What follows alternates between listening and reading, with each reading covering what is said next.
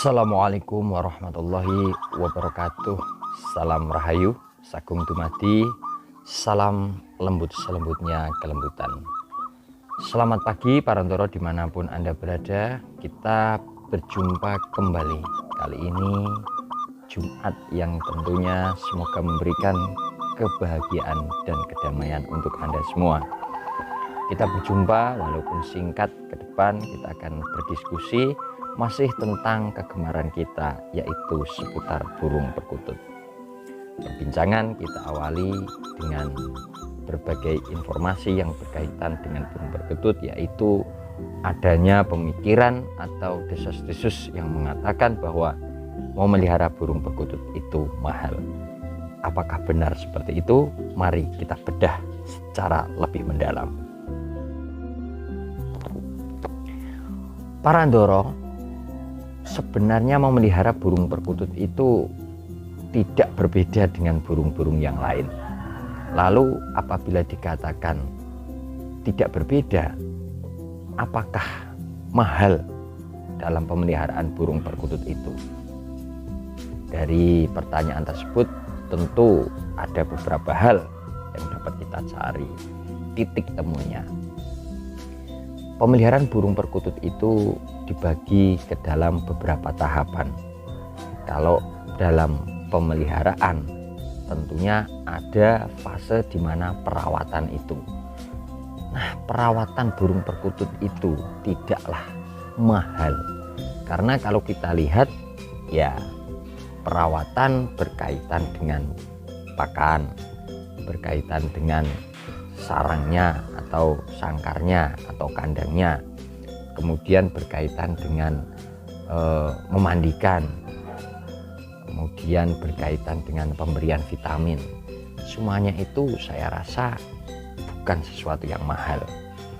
Kalau kita lihat pertama, misalkan ya dari segi pakan, burung perkutut tidak membutuhkan makanan yang mahal. Secara dia hanya membutuhkan makanan utama berupa biji-bijian. Itu pun bijinya millet dengan harga yang relatif terjangkau. Perkutut tidak membutuhkan makanan pendamping, semisal ada ulat, ada serangga, ada kroto misalnya. Itu tentunya dengan harga yang tidak murah.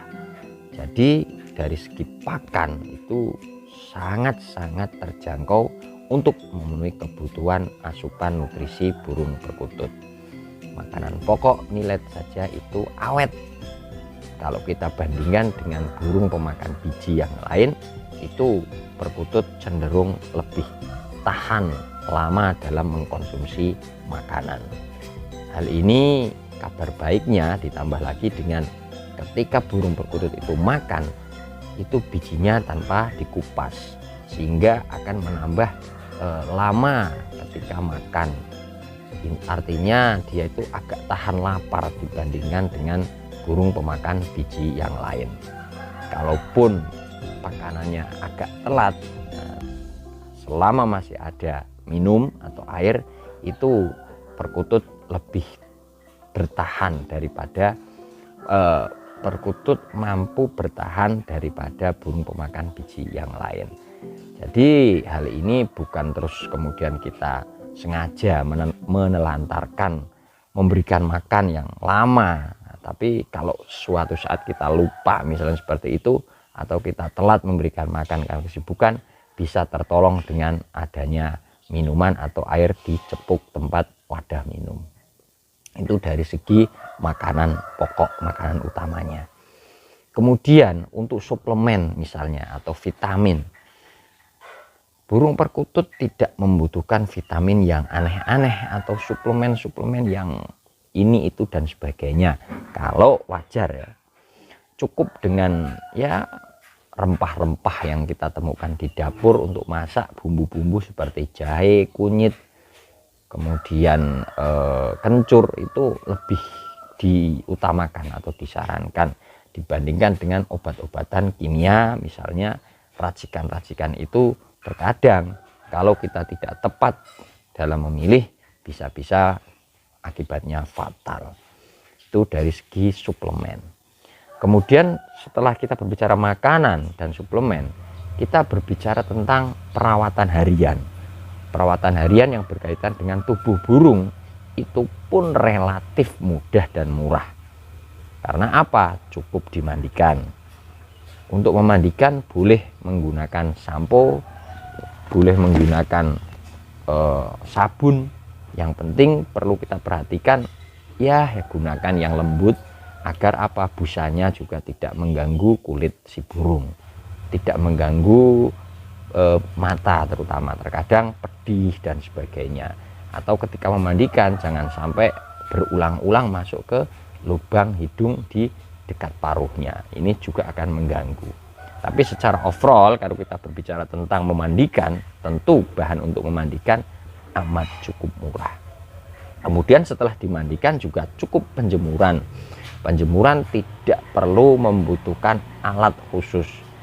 Ada beberapa burung yang kicauan karena memang diharapkan untuk mungkin perlombaan ya, untuk event-event tertentu harus diperlakukan seperti burung yang terbang tinggi atau terbang jauh menggunakan sangkar atau wadah tempat khusus mandi, ukurannya panjang dan besar.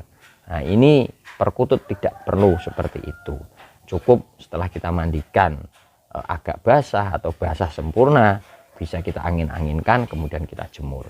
Jadi untuk perawatan berkenaan dengan mandi juga tidak terlalu mahal.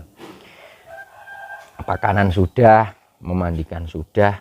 Kemudian yang ketiga adalah berkaitan dengan pemasteran. Pemasteran juga simpel, mudah, tidak perlu menggunakan tiruan suara ini, tiruan suara itu, karena memang yang diharapkan dari perkutut adalah manggungnya. Bisa kita menggunakan pemasteran, menggunakan suara dari MP3, menggunakan video dari sosmed, kita putarkan YouTube, itu dengan manggungnya perkutut bisa untuk kita pemasteran. Atau agar lebih maksimal bisa kita gunakan perkutut yang sudah manggung gacor. Namun ingat, jaraknya jangan terlalu dekat agar suaranya sayup-sayup saja. Ini bisa kita gunakan untuk pemasteran. Kemudian yang keempat, mengenai sangkar, ya terkadang kita masih terlalu ingin memiliki, terobsesi mempunyai sangkar yang mahal, yang keren, penampilannya ada ukir-ukiran dan sebagainya. Itu tidak salah. Namun kalau kita pemula, kita belajar dari awal, simpel dan mudah, kita menggunakan sangkar apa adanya. Apa adanya di sini bukan kemudian acak-acakan seperti sangkar yang kelihatan kumal, kumuh seperti itu, jangan. Kita beli dengan harga ya kisaran antara 70.000 sampai 100 di pasar burung, kios burung itu banyak. Itu bisa membuat kita punya sangkar yang dengan harga low budget atau harga yang ringan, tapi sudah memiliki sangkar yang berstandar internasional untuk burung perkutut. Nah, demikian Parantoro, kita ungkap sedikit tentang adanya pandangan atau mitos mengatakan bahwa memelihara burung perkutut itu mahal. Tidak perlu mahal untuk dapat memiliki burung yang ideal, dan tidak perlu sulit untuk mendapatkan kenyamanan dan kenikmatan dalam memelihara burung perkutut. Karena kalau kita sudah memegang kunci utama dalam memiliki burung perkutut, yaitu tentang 5 wasta. Ingat 5 wasta ini, maka memiliki burung perkutut adalah sesuatu hal yang istimewa. Karena sejatinya ini sudah diturunkan dari leluhur pada zaman dahulu.